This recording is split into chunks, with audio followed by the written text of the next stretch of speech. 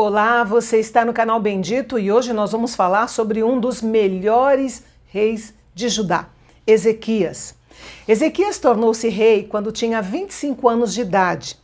Ele acompanhou de perto o triste destino do Reino do Norte, que foi invadido pela Assíria e praticamente extinto. Foi uma lição valiosa, porque ele viu em primeira mão o que aconteceu quando o povo do Reino do Norte rejeitou a Deus e sua palavra e adorou outros deuses. Ezequias teve um reinado longo e abençoado porque ele não seguiu o exemplo do seu pai, mas sim o exemplo de Davi. E sem dúvida sua mãe Abia também foi uma influência piedosa e importante na sua vida. Ezequias andou em sinceridade diante do Senhor e foi um dos reformadores mais zelosos de Judá, proibindo qualquer tipo de idolatria no reino. O escritor do livro de Reis faz uma declaração notável sobre Ezequias. Ezequias confiou no Senhor, Deus de Israel, de maneira que não houve ninguém como ele entre todos os reis de Judá, nem antes nem depois dele, porque se apegou ao Senhor, não deixou de segui-lo e guardou os mandamentos que o Senhor ordenou a Moisés. Ezequias não perdeu tempo em sua missão de conduzir Judá de volta à adoração ao verdadeiro Deus. Seu primeiro ato foi reabrir os portões da casa do Senhor e reformá-los. Depois fez uma reunião com os sacerdotes e levitas. Ordenou que eles se santificassem, a fim de purificar o templo e restaurar o culto conforme o Senhor havia ordenado por intermédio de Moisés. A situação tinha se tornado tão caótica nos últimos anos, mas Ezequias sabia que era hora de reabrir o templo, tanto para limpá-lo, quanto para que pudesse funcionar como tinha sido originalmente planejado para ser. O rei reconheceu que as calamidades que assolaram Judá vieram por causa da sua desobediência, mas ele estava resolvido a fazer uma aliança com o Senhor para que o furor da sua ira se afastasse da nação. É preciso ser uma pessoa sábia e piedosa para admitir isso e agir apropriadamente. Ezequias apelou aos sacerdotes e levitas que tivessem coragem para agir, pois eles eram escolhidos do Senhor para essa tarefa, de servir e honrar a Deus no seu templo.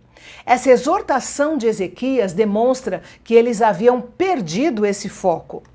O cronista registrou esses homens pelo nome porque quando foram exortados pelo rei Ezequias a fazer a limpeza e a restauração do templo, eles obedeceram prontamente.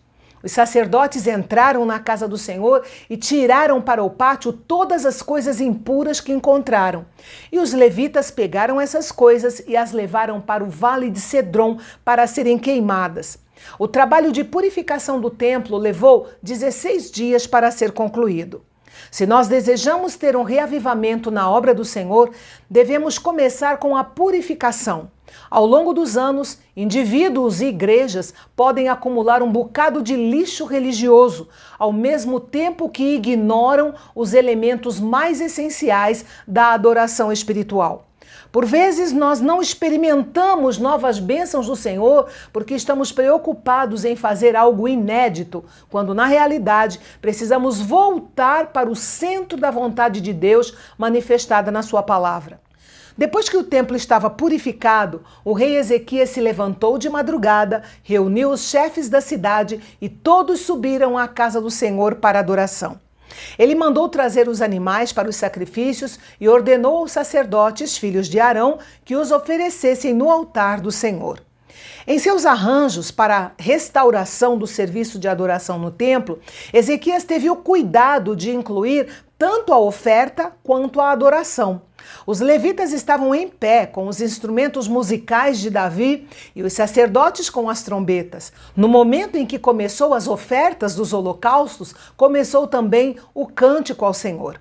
Mas esse culto de consagração não foi realizado apenas para o rei e seus líderes, pois o povo na congregação também se santificou e compareceu para apresentar as suas ofertas. O desejo reprimido do povo de sacrificar e honrar a Deus por meio de sacrifícios era tão grande que, quando tiveram a oportunidade, levaram tantos que os sacerdotes ficaram impressionados com a quantidade oferecida. Precisaram até da ajuda dos levitas para dar conta de tudo.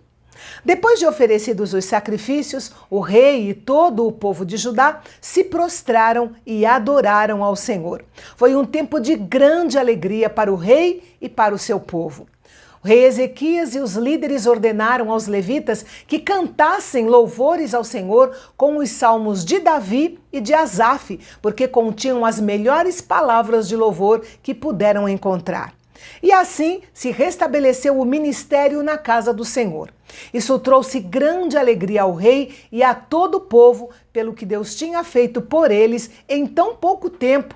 De fato, foi uma mudança muito grande e repentina, porque o povo, que outro dia estava voltado para cumprir as ordens idólatras do perverso rei Acaz, agora estava livre e envolvido no serviço de Deus.